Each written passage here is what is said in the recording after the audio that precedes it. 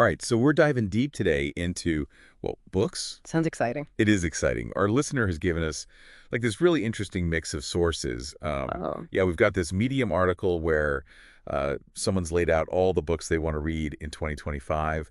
We've also got a news piece about the top picks from Magic City Books, and to top it all off, this Reddit thread. oh, Reddit. God, I love it. Right. So, basically it's like we have a sneak peek into what everyone's going to be reading in 2025. So if you're looking for some like new books for the new year, stick with us because we're going to uncover some gems. Absolutely. And we're talking about, everything from the mysteries of the human mind and the gut to the psychology of persuasion, the secrets of the stock market, even a penguin's adventure. There's a lot to explore. Oh yeah, for sure. So let's jump right in, and we'll start with this Medium article. It's by Nazim Ali, and they've set this pretty ambitious goal. Okay. Yeah, they want to read over 10 nonfiction books in 2025. But here's the catch. They want to do it all on a budget of like $250. Wow, that's impressive. Right. So like right off the bat, I'm getting the sense that they're resourceful. They're Mhm. committed to learning, but they also like want to be smart about it. And looking at their list, a few titles really jumped out at me. All right, what caught your eye? Well, there's Noise by Daniel Kahneman. Have you heard of him? Oh, yeah, he wrote Thinking Fast and Slow, right? That's the one. I I mean, that book was huge. It really dove into like how our brains make decisions. So the whole like quick thinking versus slow thinking thing. Exactly. And from what I gather, this new book, Noise, it kind of takes that idea even further. Interesting. Yeah, so it's not just about our individual biases, but it's about systemic noise, like how inconsistencies in decision-making can, pop up in organizations, even entire fields. Oh, that's a good point. I mean, you think about doctors making different diagnoses for the same symptoms or judges, giving different sentences for similar crimes. There's definitely noise there. Exactly. And Kahneman's saying that this noise can have, like, real consequences. Yeah. So his work is trying to help us understand that and, hopefully mitigate those risks. Makes sense. So it's like becoming aware of the potential for noise is the first step to making better decisions. Exactly. All right, so the next book on Nazim's list that really caught my attention was The Laws of Human Nature by Robert Greene.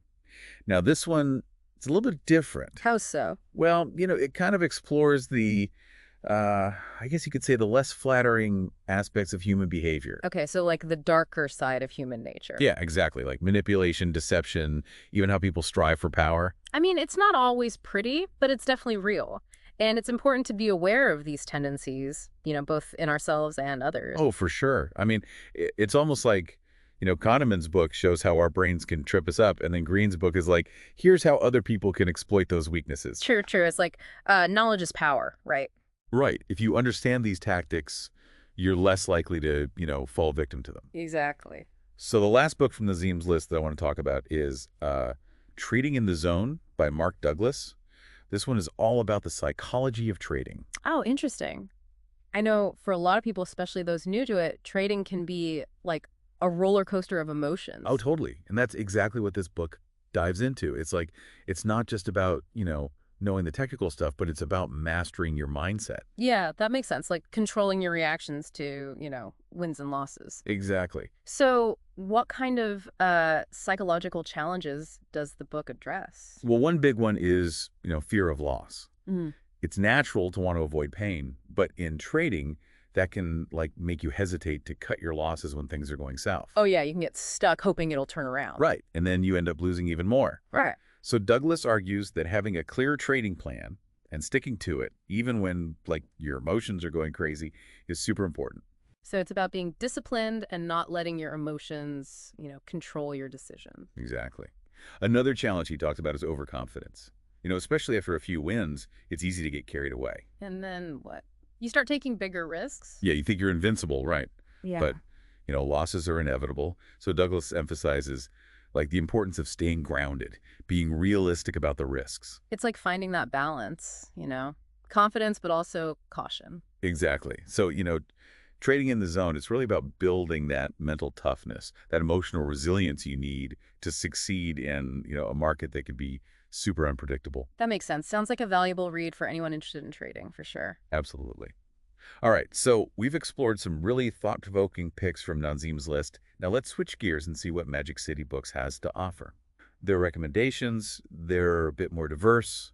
We've got everything from local authors to like children's stories, even a fantasy book that had a sold-out release party. Wow, that's quite a range. Sounds like they've got something for everyone. Oh yeah, for sure. And I think that's a good reminder that, reading isn't just about self-improvement or, getting ahead. It's also about exploring, connecting with different voices, and, just enjoying a good story. Couldn't agree more. So one book that really caught my eye was Suffer by Jennifer Clark. It's a debut novel, and it dives into, like, how we deal with life's challenges.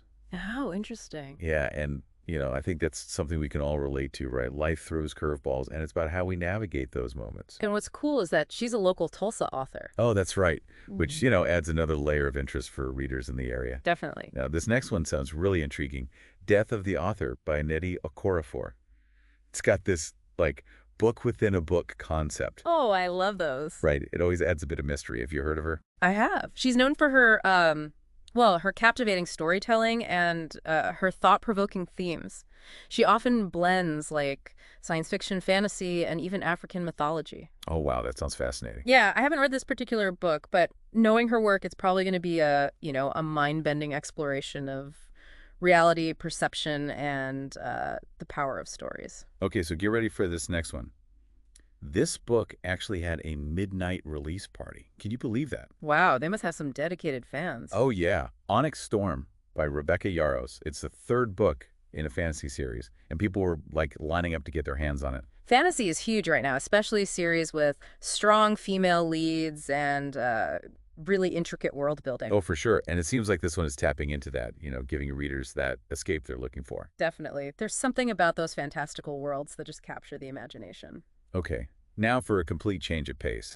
Magic City Books also recommends This Beautiful Day, which is a collection of wisdom from, well, the one and only Mr. Rogers. Oh, that's sweet. Right. Imagine starting your day with a dose of his, like, kindness and positivity. It's like a warm hug for the soul. Exactly. Mm. And, it really speaks to his legacy, how even, years later, people are still finding comfort and guidance in his words. There's something timeless about his message, about love, acceptance, and being kind to yourself and others. Absolutely. Okay, let's head over to the children's section now. They have this adorable sounding book, Jolly Gentoo, The Adventures of a Penguin by Julia Donaldson. Penguins, who doesn't love penguins? Right. And it's about this zoo penguin who goes on a journey to find his family. Aw, that's cute. I know. It's a great way to introduce, like, themes of family and belonging to younger readers. Sure. Plus, it's a penguin adventure. What's not to love? And we can't forget about Valentine's Day. They also recommend A Frankenstein Valentine by Samantha Berger. Okay, that title alone got me curious. Right. It's monsters and Valentine's Day all rolled into one. That's a fun combination. So, it's a nice reminder that books can be a source of joy and laughter, even when they're about, grumpy monsters. Absolutely. And I love that they're encouraging kids to, engage with reading around holidays. Okay, now it's time to dive into that Reddit thread I mentioned. It's a whole community of readers sharing their goals for 2025. Oh, this should be interesting. It is. There's so much variety. It's like Yeah. a glimpse into what real people are actually reading. I love that. It's a reminder that, there's no one right way to be a reader. Exactly. So one user, Tommy Shelby, 1986, they set a pretty ambitious goal to read 12 specific books. 12. Wow. Right.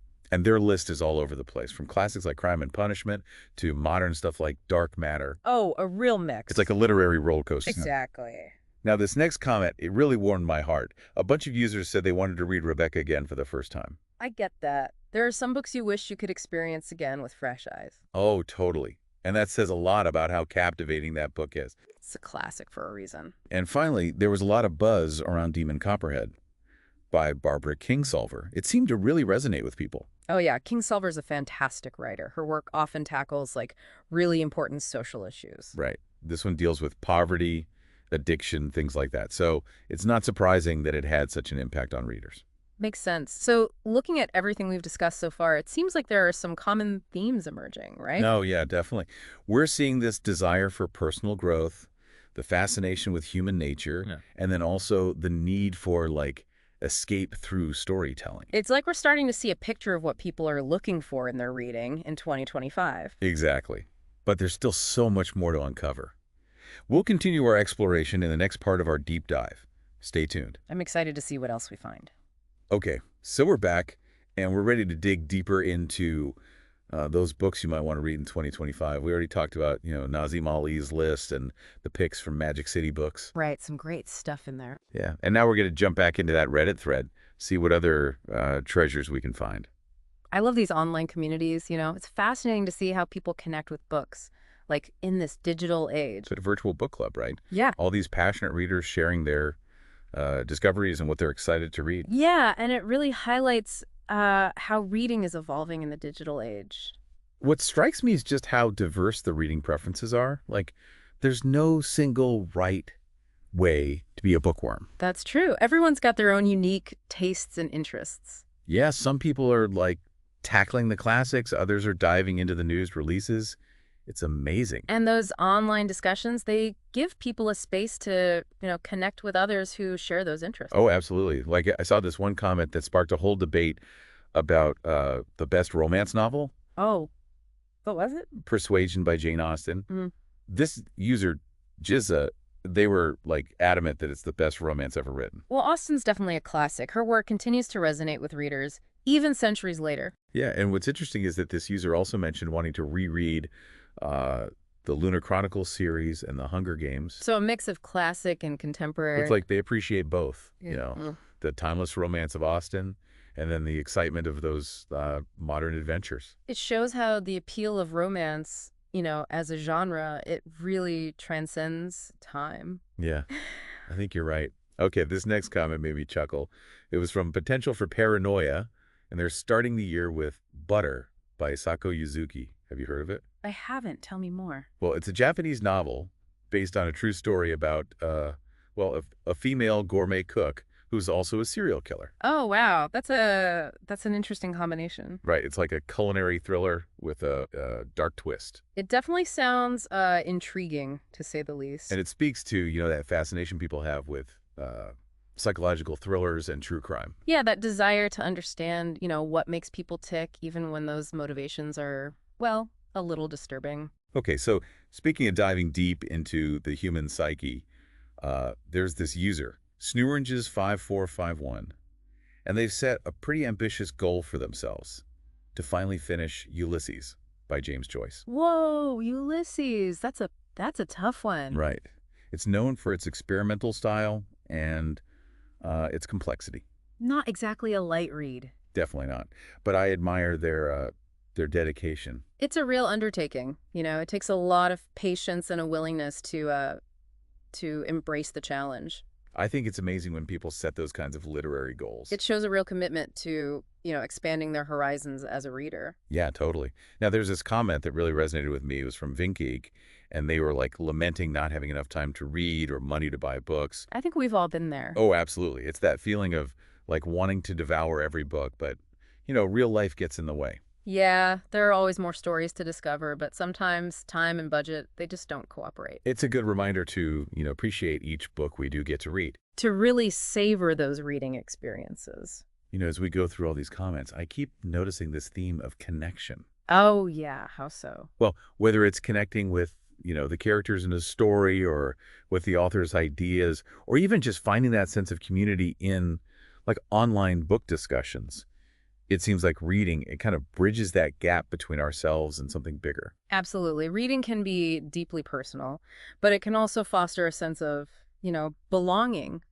Yeah, and when we share those experiences with others, it creates these bridges of understanding. It helps us see the world from different perspectives, broadens our horizons. And speaking of different worlds, one user, Cooking Ism a Thing, mentioned really enjoying Shogun by James Clavell. Oh, that's a great one. It's set in feudal Japan, right? Yeah, and they were like really impressed with the detail, how it transported them to that time and place. It's amazing how historical fiction can do that, immerse us in different cultures and eras. It's like time travel through storytelling. Okay, so there were a few comments that highlighted like specific genres and themes. One user, Pumpkin Witch 13, they mentioned wanting to read more horticulture books. Horticulture, like Yep. gardening and plants. Yeah, exactly. And they also wanted to revisit classics like Rebecca and Master and Margarita. So a mix of practical knowledge and literary exploration. Yeah, it's cool how reading can encompass such a wide range of interests. Absolutely. It's about finding what sparks your curiosity, Yeah. whether that's learning about gardening or, diving into a classic novel. And we can't forget the fantasy fans. Clepsydra said they were both excited and terrified to tackle The Poppy War by R.F. Kuang. I've heard that one's pretty intense. Oh, yeah, it's supposed to be quite brutal. But they're also planning to read One Piece, which is that really popular manga series about pirates. So they're going for a diverse fantasy experience. For sure. And another user, 5x5, they're really looking forward to the audiobook of Stephen Fry's Odyssey. Oh, yeah. Fry does this great retellings of Greek myths. Right. It's so cool how those modern adaptations make those classic stories, accessible to new audiences. Yeah, it's a great way to introduce people to those timeless themes and characters. All right, so we've covered a lot of ground here, but I want to go back to one comment. Remember Lady Off the Greenwood? They said they'd pay money to be able to read Rebecca again for the first time. Oh, yeah, I remember that. It's that feeling of wanting to recapture the magic of that first read. It's like you want to experience it all over again, those plot twists, those emotions, but with fresh eyes. It's almost bittersweet. Yeah, but, even though we can't go back in time and relive that first read, revisiting a favorite book can still be really rewarding. Absolutely. It's like, you notice new things, you appreciate the story in a different way. It's like catching up with an old friend, Yeah. right? You rediscover the things that made you love them in the first place. And sometimes you even gain a deeper appreciation for the story, You pick up on things you might have missed before. Yeah, I love that. It's like those revisits can reveal new layers of meaning. Welcome back for the final part of our deep dive into all these books. It's been quite a journey. We've Yeah. explored so much. We have. From nonfiction to thrillers to fantasy. It's amazing, right? And now I think it's time to, step back a bit. Think about what all these choices, they tell us about you, about your reading journey in 2025. Yeah, it's like looking for those common threads, right? What are you seeking from your reading this year? Exactly. And, as we've gone through all these sources, it really struck me how intentional these readers are. Oh, yeah. They're not just, passively reading whatever. They're actively searching for books that, match their interests, their goals. It's about curating that personalized reading experience, right? Something that really speaks to you. Exactly. So thinking about your interests, what patterns have we seen? Do you see yourself in Nazim Ali's nonfiction picks? Yeah. Or maybe in those diverse recommendations from Magic City Books? Or even in those passionate Reddit discussions. Right. Maybe you're drawn to books that explore the human mind, like Noise or The Laws of Human Nature. Those suggest an interest in, understanding why people do what they do. Yeah, the complexities of behavior, both individually and as a society. Exactly. Or maybe you're looking for inspiration, guidance. Like those books from Mr. Rogers, they offer such a positive message. A reminder to be kind, to be true to yourself. It's fascinating to think about how these choices, they might reflect your own values. What do you hope to gain from your reading this year?